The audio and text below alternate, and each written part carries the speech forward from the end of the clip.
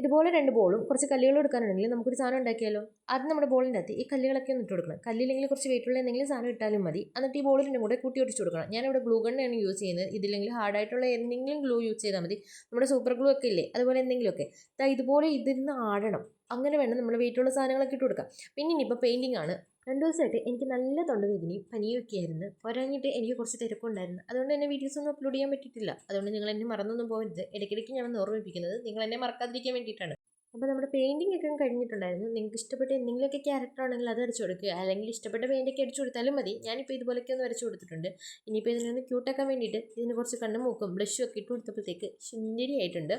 സത്യത്തിൽ എൻ്റെ പേരെന്താണെന്ന് എനിക്കറിയത്തില്ല. പണ്ട് വെച്ചെങ്കിൽ കസിൻസ് ഒക്കെ ഇത് ഉണ്ടാക്കി തരുമായിരുന്നു. അത് നമ്മളെക്കാട്ടി മൂത്ത കസിൻസ് ഇല്ലേ, അവർ ഇത് ഉണ്ടാക്കി തന്നിട്ട് പറഞ്ഞു തന്നിട്ടുള്ളത് തഞ്ചാവൂർ ബൊമ്മയെന്നാണ്. ഇത് തഞ്ചാവൂർ മാത്രം കിട്ടുന്ന ഒരു സൈസ് ബൊമ്മയാണ്. ഇതിങ്ങനെ തൊടുമ്പോൾ ഇരുന്ന് ആടും, അങ്ങനത്തെ ഒരു ടൈപ്പ് ബൊമ്മയാണെന്നൊക്കെ. പക്ഷേ എങ്കിൽ ഞാനത് സിനിമയ്ക്കകത്തൊക്കെ കണ്ടിട്ടുണ്ട് കേട്ടോ. അപ്പം ഈ ബൊമ്മയെ ആരെങ്കിലുമൊക്കെ കണ്ടിട്ടുണ്ടെങ്കിൽ ഒന്ന് കമൻറ്റ് ചെയ്യാൻ മറക്കണ്ട. അപ്പോൾ വീഡിയോ ഇഷ്ടപ്പെട്ട് കഴിഞ്ഞാൽ ലൈക്ക് ചെയ്ത് സപ്പോർട്ട് ചെയ്യാനും ചാനൽ സബ്സ്ക്രൈബ് ചെയ്യാനും മറക്കണ്ട.